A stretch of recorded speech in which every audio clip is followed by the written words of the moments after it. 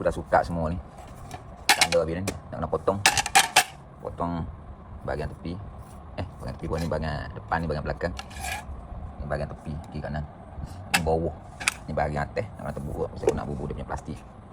Untuk nak pegang dia punya fuel pump. Kalau kita letak macam tu, lama-lama dia bergerak. Menyebabkan pecah dia punya filter. Filter ni. Okay, untuk dia punya sambungan dia tu aku dah buat. Yang ni buat sendiri ni. Untuk sambungan connection pipe dia tu. Okay, setiap potong bawah ni. Ni tepi. Ni depan belakang. Okay. Okay, kita kena welding tu. Kita mula welding.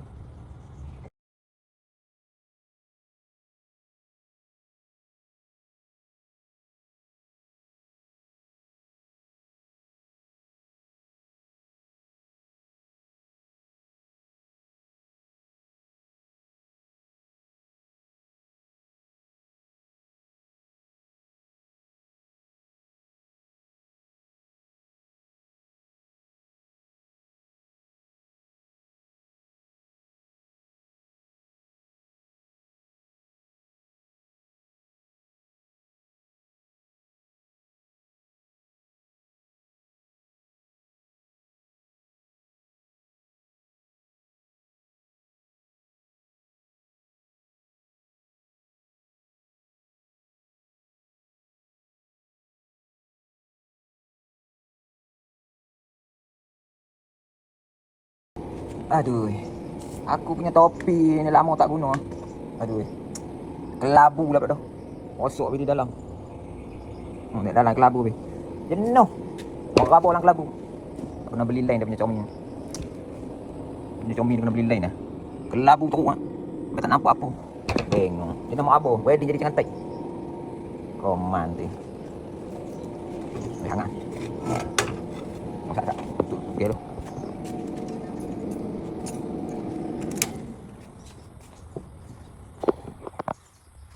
Boleh lah. Tapi tak apa nak straight dia. Gara-gara kelabu punya ni dia. Cumi auto gelap. Kalau jadi teradung dia aluminium. Teradung dia jadi tak payah ni telak tu betul. Okey, siap. Tinggal nak buat tapuk atas untuk nak bubuh cover atas, nak tebuk tambah skru untuk keluar pipe fuel pump. Hangat lagi ni. Okey, kita suka di dalam tengok nanti nak buat tapuk atas. Pelik penutup atas. Bahagian atas. Yang ni aku pakai pelik tebal ni sebab nak buat trik. Kita kena taper sikit. Kalau kita tak taper tak kita welding dia tak masuk ke dalam. Ni aluminium. Kalau besi tak apa. Okay, dia masuk aku tu. Nanti aku akan potong untuk nak masuk dia punya cover plastik ni. Betul yang ni bahagian penutup. Bahagian penutup. Ni. Yang ni aku akan masuk di sini kan welding. Yang ni kena welding pakai TAG juga.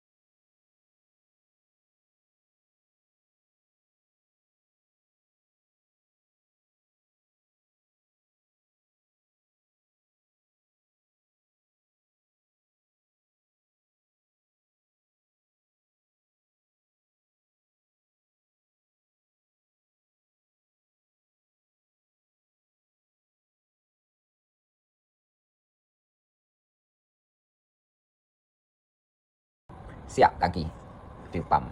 Aduh, nak beli set dia pun boleh tahan juga. Ni dalam dia. Okey, aku dah masuk. Untuk fuel pump dia boleh tahan dia punya wire perut. Tambah dalam plastik ni. Okey, dia punya wire aku dah masuk tutan. Okey, tak pocong. Untuk dia punya pipe fuel pump ni nak masuk di sini. Connection. Masuk je biasa. Wire. Okey, masuknya tu. Skru pakai 12 biji. Pasal dia punya plate aluminium bahagian atas ni dia tak lembut, tak keras sangat. gasket aku pakai gasket ni. Nanti dia bubuhkan gasket. Dia sepatutnya dia kena pakai getah. Bau dia tak bocor. Tapi ketan pun boleh lah, tapi kita kena pegang bagi lebih sikit. Untuk tapak tambat tank ni, dia kena bergantung pada tempat kita nak letak. Ni selesai. Terima kasih. Semoga bermanfaat perkongsian aku.